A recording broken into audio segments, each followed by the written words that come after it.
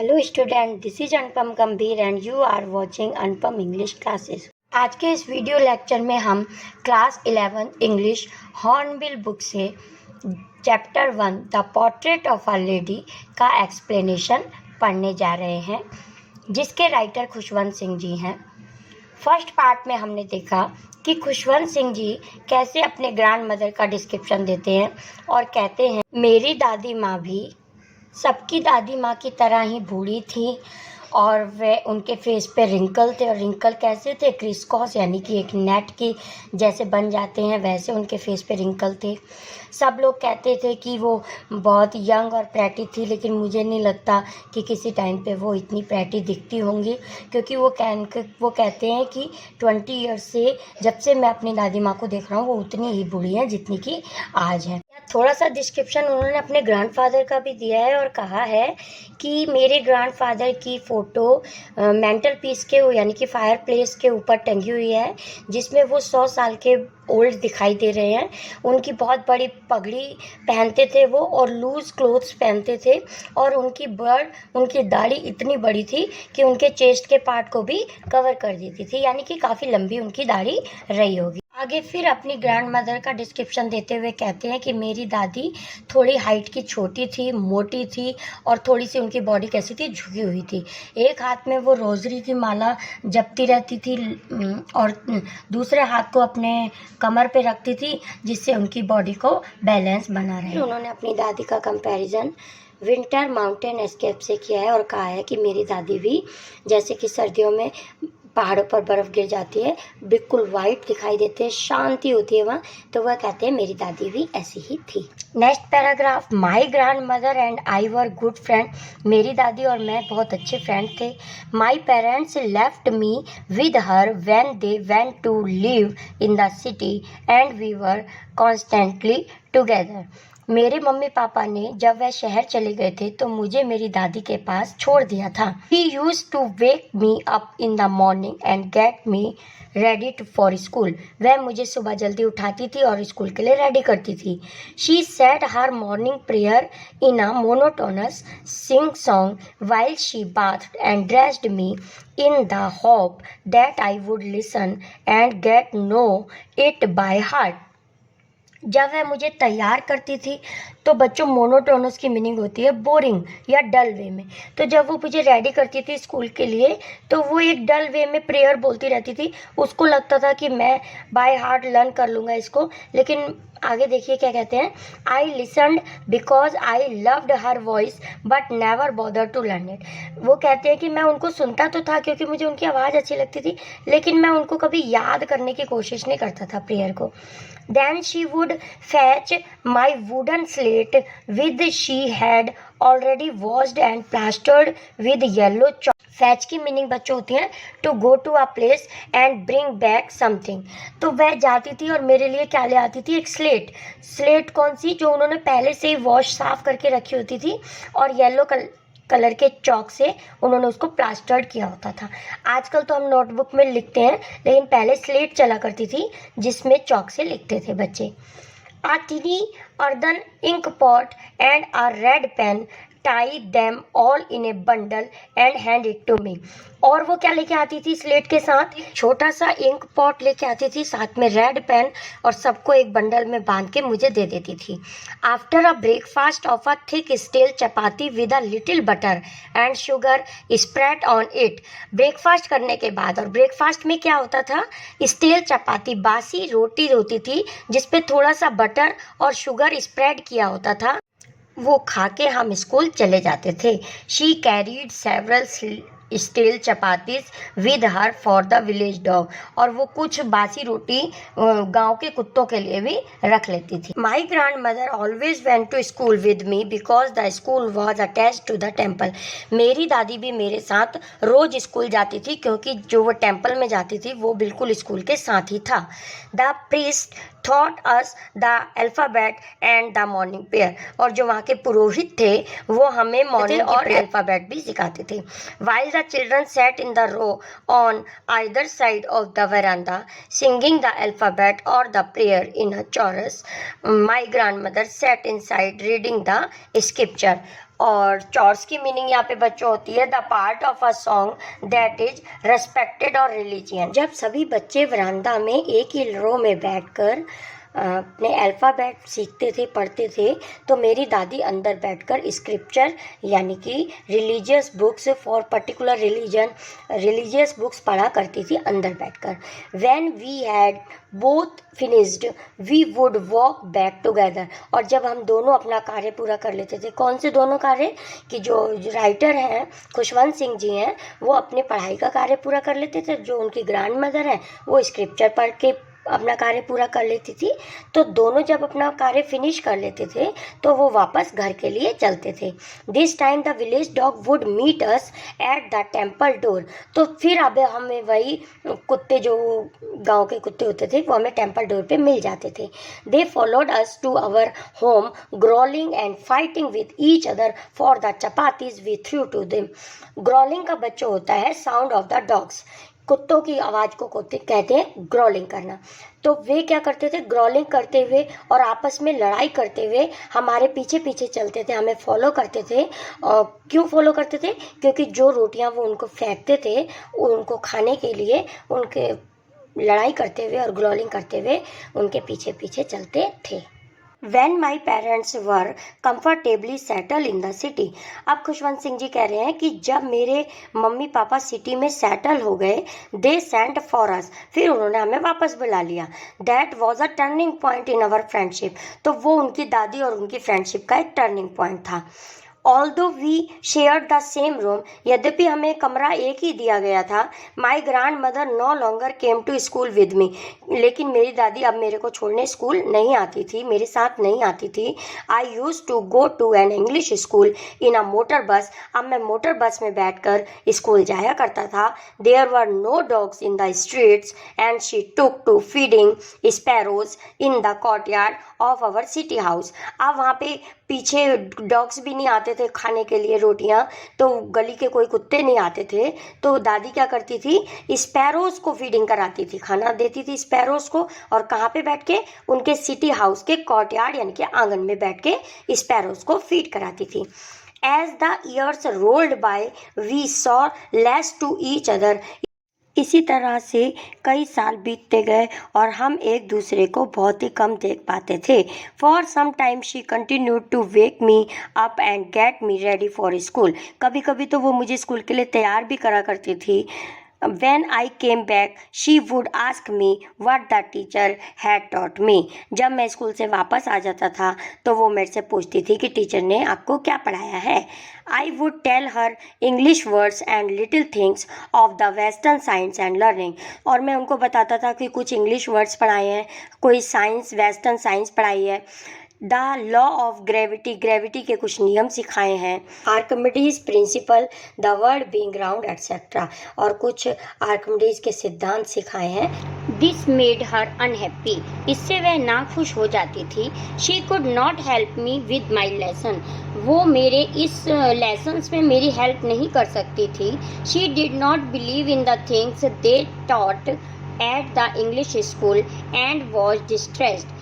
जो English school में lesson सिखाए जाते थे वे उसमें विश्वास नहीं करती थी और उससे निराश हो जाती थी।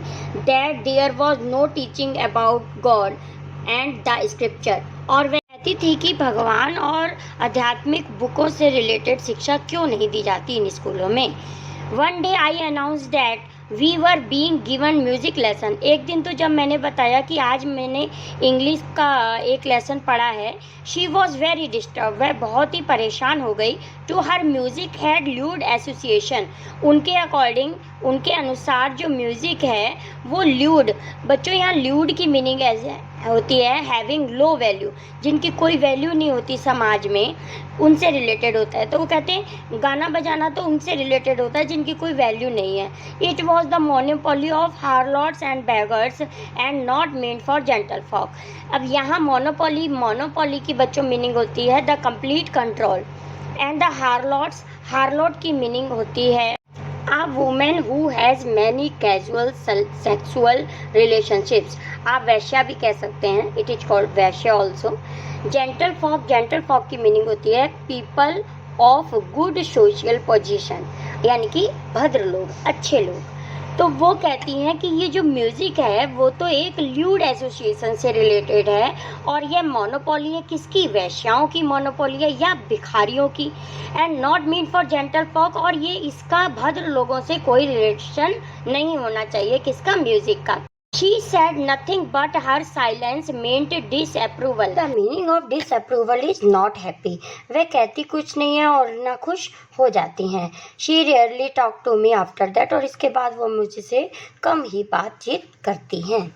When I went up university, I was given a room of my own. जब मैं यूनिवर्सिटी चला गया तो मुझे अलग से रूम दिया गया। यानी कि जब वो गांव से आए थे सिटी में, तब दादी माँ और वो साथ ही रहते थे जब तक वो स्कूल में पढ़ते थे।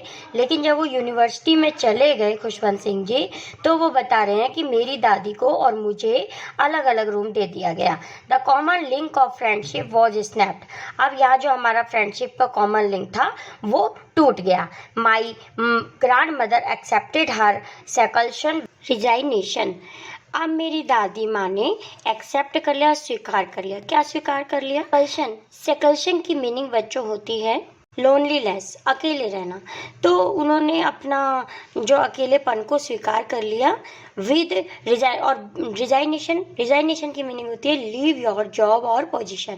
तो बिना कुछ कहे, बिना किसी से कोई शिकायत किए हुए उन्होंने अपना लोनलीनेस, यानी कि मेरे साथ जो उनका सेपरेशन हो गया, उसको उन्होंने एक्सेप्ट कर लिया। She rarely left her spinning wheel to talk to anyone. किसी से भी बात करने के लिए वो कभी भी, स्पिनिंग व्हील मतलब चरखा को ना के बराबर ही छोड़ती थी। मीन्स वो अपने चरखे को ही चलाए रखती थी। From sunrise to sunset she sat by her wheel spinning and reciting prayer. Sunrise से लेकर सनसेट तक वो अपने चरखे के पास ही बैठी रहती थी और क्या करती रहती थी, रिसाइटिंग प्रेयर्स, और अपनी लिपसिंग करती रहती थी, प्रेयर्स, भगवान की प्रार्थनाओं को कुछ बोलती रहती होंगी। Only in the afternoon she relaxed for a while to feed the sparrow. केवल दोपहर के समय थोड़ा सा रिलैक्स करती थी, उस समय भी वो क्या करती थी, स्पैरो को फीड कराती थी।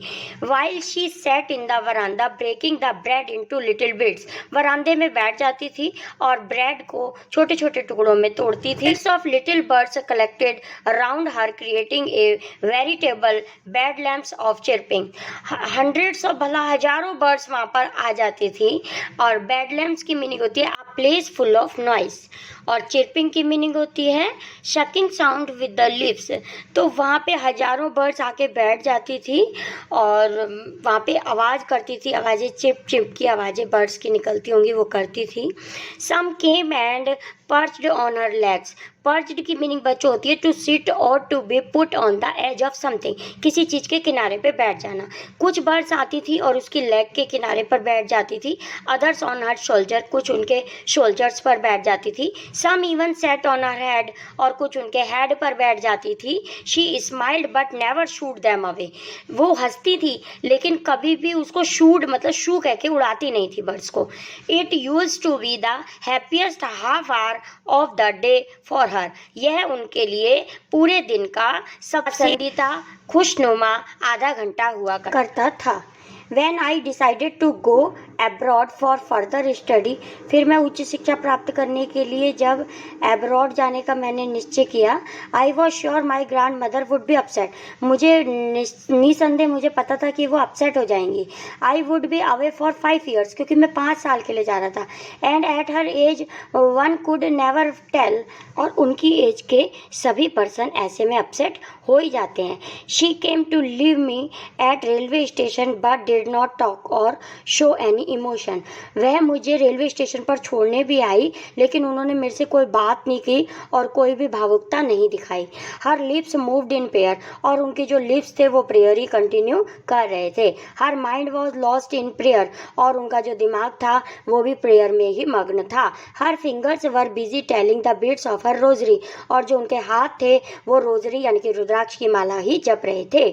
Silently she kissed my forehead, और चुपचाप से उन्होंने मेरे फोरहेड पे, मेरे माथे पर किस किया। And when I left I cherished the most impressed as perhaps the last sign of physical contact between us. और जब उन्होंने उनके माथे पर किस किया, मॉइस्ट मतलब थोड़ा सा उनका जो माथा था वो थोड़ा सा गीला भी हो गया, और तब उनको ये लग रहा था कि शायद यह इनके और मेरे बीच का लास्ट फिजिकल कांटेक्ट है, क्योंकि उनको लग रहा था कि अब मैं जब 5 साल बाद आऊँगा तो ये जीवित नहीं रहेंगी। But that was not so, लेकिन ऐसा बिल्कुल भी नहीं हुआ। आफ्टर 5 years, 5 साल के बाद, I came back home and was met by her at the station. मैं वापस आया और उनसे स्टेशन पर मिला। She did not look a day older. वह एक भी दिन और ज़्यादा बूढ़ी नहीं लग रही थी। कहने का मीन्स है कि वो बिल्कुल वैसी लग रही थी जैसे 5 साल पहले वो स्टेशन पे छोड़ने आई थी, अब भी वो बिल्कुल वैसी लग रही थी। She still had no time for words. अब भी वो कुछ भी वो वर्ड्स नहीं बोल रही थी, किसी से कुछ भी नहीं बोल रही थी। And while she clasped me in her arms I could hear her reciting her prayers. और उन्होंने मेरे को the meaning of clasped is to hold somebody tightly. उन्होंने मुझे टाइटली पकड़ लिया, तब मैं उनकी वो प्रार्थना सुन सकता था जो वो रिसाइटिंग मतलब जो बोल रही थी। Even on the first day of my arrival, और यहाँ तक कि जब मेरा पहला दिन था, जब मैं पहुँचा और मेरा पहला दिन था, her happiest moments were with her sparrows whom she fed longer and with frivolous rebukes. Frivolous rebukes की मीनिंग होती है स्कॉल्डिंग इन अ सिली मैनर। तो जो उनके पूरे दिन का एक सबसे अच्छा मोमेंट जिसमें वो स्पैरो को फीड कराती थी, in the evening a change came over हर। तो वो शाम को क्या हो गया, चेंज हो गया। शी डिड नॉट प्रे, उन्होंने उस दिन प्रार्थना नहीं करी। She collected the women of the neighbourhood, पड़ोस की महिलाओं को एकत्रित किया। Got an old drum and started to sing, एक पुराना ड्रम लाए और गाना बजाना शुरू किया। For several hours she thumped the sagging skins of the dilapidated drum and sang of the homecoming of warrior. तो कुछ घंटों तक, सैगिंग की मीनिंग होती है टू सिंक और bend downwards by the wait और प्रेशर। डिलापिडेटेड की मीनिंग होती है ओल्ड एंड ब्रोकन, यानी कि टूटा फूटा हुआ। Warriors are soldier. तो कुछ घंटों तक लगातार उन्होंने क्या किया, उस पुराने ड्रम को जो जीर्ण शीर्ण टूटा फूटा सा था, उसकी जिसकी स्किन टूटी हुई थी, उसको उन्होंने कंटिन्यू बजाते रहे और गाते रहे। और कैसे गा रहे थे कि जब कोई सोल्जर आते थे पुराने ज़माने में, घर आते थे सोल्जर, तो उनके लिए गाना बजाना किया था। सेम उसी वे में उनकी दादी भी उनके लिए गाना बजाना कर रही थी। We had to persuade her to stop to avoid over straining. तो हमने उनको इतनी ओवर स्ट्रेनिंग के लिए, इतनी अपनी वो जो एनर्जी वेस्ट कर रही थी उनके लिए, उसको मना भी किया। That was the first time since I had known her that she did not pray. तो यह उसका केवल पहला समय था जो मैंने देखा था अपनी लाइफ में कि वो प्रार्थना नहीं कर रही थी उस समय भगवान की। The next morning she was taken ill, और वही हुआ, अगले दिन वो बीमार पड़ गई। It was a mild fever and the doctor told us that it would go. तो डॉक्टर ने हमें कहा यह तो कोई थोड़ा सा ही माइल्ड फीवर है, एक कोई फ़र्क नहीं पड़ेगा। But my grand mother thought differently, लेकिन जो मेरी दादी है वो कुछ अलग ही सोच रही थी। She told us that her and was near, उन्होंने हमें बताया कि अब उनका एंड पास आ गया है। She said that since only a few hours before the close of the last chapter of her life she had omitted to pray। ने बताया कि अब उनका एंड पास आ गया है, और यह भी बताया कि अब वो कुछ ही घंटे तक ही जीवित रहेंगी, और उन्होंने प्रे जपना शुरू कर दिया। She was not going to waste any more time talking to us. अब वह हमसे बातें करके एक भी पल बर्बाद नहीं करना चाहती थी। वी प्रोटेस्टेड, हमने उनको मना भी किया, but she ignored our protest, लेकिन उन्होंने हमारा की मीनिंग होती है नॉट एग्री टू समथिंग, लेकिन जो उन्होंने हमारा विरोध करना था उसको भी उन्होंने इग्नोर कर दिया। She lay peacefully in a bed praying and telling her beads, शांति से वो बेड पे लेट गई और अपना उन्होंने माला जपना स्टार्ट कर दिया। Even before we could suspect, यद्यपि हमें संदेह भी हुआ थोड़ा सा। Her lips stopped moving and the rosary fell from her lifeless finger. अब उनके होठ जो भगवान की प्रे को जप रहे थे वो भी स्टॉप हो गए, और उनके निर्जीव हाथों से निर्जीव फिंगर से वो रोजरी की माला भी नीचे गिर गई। A peaceful pallor spread on her face and we knew that she was dead. अब हमें पता चल गया कि वह उनकी मृत्यु हो चुकी है। We lifted her off the bed and as is customary laid her on the ground and covered her with a red shawl. Short की मीनिंग होती है बच्चों कफन, एंड कस्टमरी मीनिंग इज परंपरा के अनुसार। अब हमने उनको परंपरा के अनुसार बेड से नीचे उतारा और ग्राउंड पर यानी कि ज़मीन पर लेटाया और उनको रेड कलर के कफन से ढक दिया। After a few hours of morning we left her alone to make arrangement for her funeral. Funeral की मीनिंग होती है बच्चों a ceremony before burning a dead person. We can say अंतिम संस्कार। तो अंतिम संस्कार की कुछ तैयारियां करने के लिए हमने उनको कुछ घंटे के लिए छोड़ दिया। द सन वॉज सेटिंग, सूर्य छिप ही रहा था, and had lit her room and veranda with a blaze of golden light. And veranda में जहाँ डेड बॉडी पड़ी हुई थी वहाँ पर सूर्य की गोल्डन लाइट्स पड़ रही थी। We stopped halfway in the courtyard. We stopped halfway in the courtyard, all over the veranda, and in her room, right up to where she lay dead and still wrapped in a red shawl. Red colour के कफन में लिपटी हुई जहाँ उनकी dead body पड़ी हुई थी वहाँ सूर्य की सीधी किरणें पड़ रही थी। Thousands of the sparrows sat scattered on the floor. वहाँ पे हजारों बर्ड्स स्पैरोज फिर आई और वहाँ फ्लोर जमीन पर बैठ गई। देयर वॉज नो चिरपिंग, और कुछ भी उनकी आवाज़ें बर्ड्स की कोई आवाज़ें नहीं निकल रही थी। We felt sorry for the birds and my mother fetched some bread for them. हमें उन बर्ड्स पर दया आ गई और मेरी मदर कुछ ब्रेड क्रम्स लेके आई। She broke it into little crumbs the way my grandmother used to and threw it to them. और मेरी मदर ने भी जैसे मेरी दादी ब्रेड क्रम्स को तोड़ के उनको देती थी ऐसे ही मेरी मदर ने भी ब्रेड क्रम्स को टुकड़ों में तोड़ा और बर्ड्स को दिया। The sparrows took no notice of the bread. किसी भी स्पैरो ने ब्रेड की तरफ ध्यान नहीं दिया। When we carried my grandmother's corpse off, they flew away quietly. और जब हम अपनी दादी माँ की डेड बॉडी को लेकर चले गए वो शांति से उड़ गईं। कौन? Sparrows. Next morning the sweeper swept the bread crumbs into the dustbin.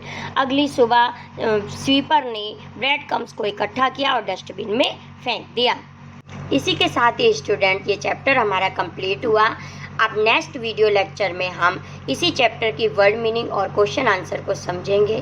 Thank you so much for watching. Enjoy your day. Bye.